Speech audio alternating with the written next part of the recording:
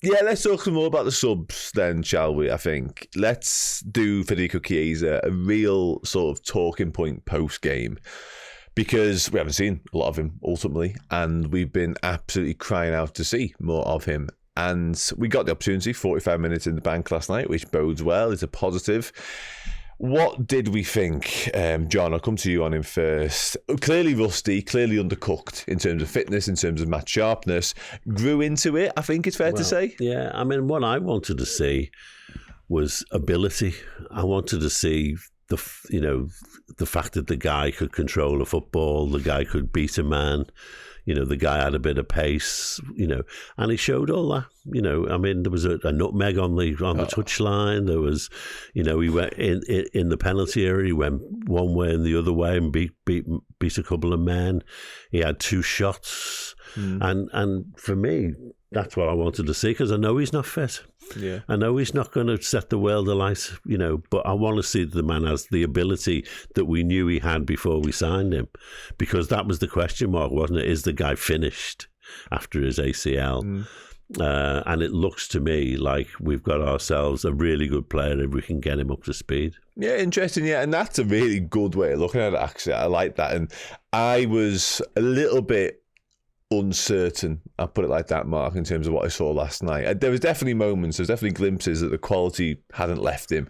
Jamie Carragher's all saying, leave football before football leave you. We're nowhere near that conversation when it comes to Federico Chiesa, which is positive.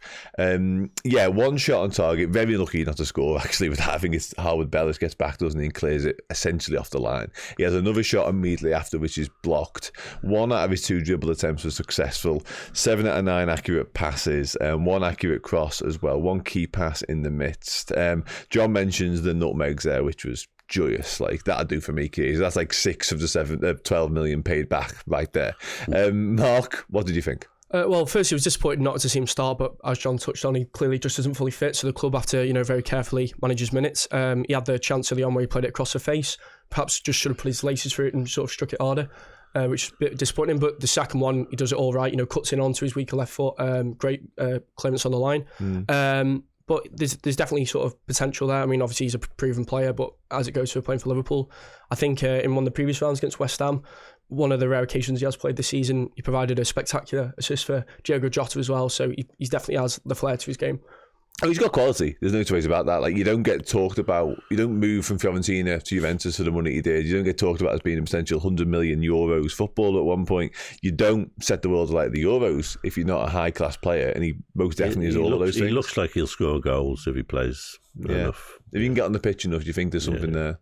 Because we had a conversation last night, myself, Paul and Neville, about what do we want from Federico Chiesa, really? Is it just somebody that can give Mo Salah a rest, maybe give Jota a rest, maybe give whoever the left winger is at that moment a rest? I think that's part of it, but I think you're right, because he's so good and he sort of got such quality that if you get him on the pitch often enough, things will happen. And what he brings is something that none of the others bring.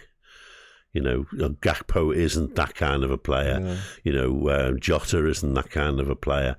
Even Mo Salah, they're not the same. He's more of a traditional winger almost, the way he plays. He relies on his pace and skill to get past people.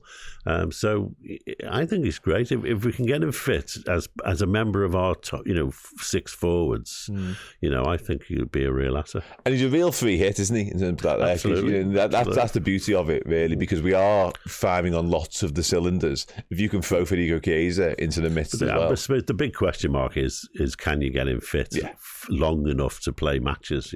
Because that was immediately apparent to me, and obviously, by the way, that he wasn't that last. Even when he came on, and I'm aware he played, I think, just over an hour for the 21s a couple of weeks back now. He's had an illness since then. Maybe that's set him back in terms of his sharpness, in terms of what he could do training wise. But yeah, I think it was quite obvious. And there was a moment where he takes a touch on the byline, and immediately he's swarmed on by like a Southampton defender, I think it's Manning, and he looks up as if to sort of play a pass. And I was thinking in my head, and again, the defender's on him, doesn't give him a second's thought. I think you don't get that time in England. That's something he does need to learn quickly as well, because maybe in Serie A he can look up and there's nobody really around him and he can play a pass. That doesn't happen here, you know what I mean? So interesting learning, great to see him. I mean, I always say with an ACL, it's 18 months before you're anywhere near back to where you were, you know. And he's round about that now, isn't he? Yeah. So we should start to see him, you know, making some impact, you know, unless there are underlying problems. That's the thing, isn't that? Yes, but there's been so many, not major, but little setbacks since his ACL that was a real concern to me. That's quite normal with people who have a major injury. Look at Joe Gomez. He, you know, he struggled after certainly his first bad injury. You know, you come back in for a couple of games and then you get a little niggle, and you know, I mean that's fairly normal. I think the key is can you actually get back to the level you were before and maintain it.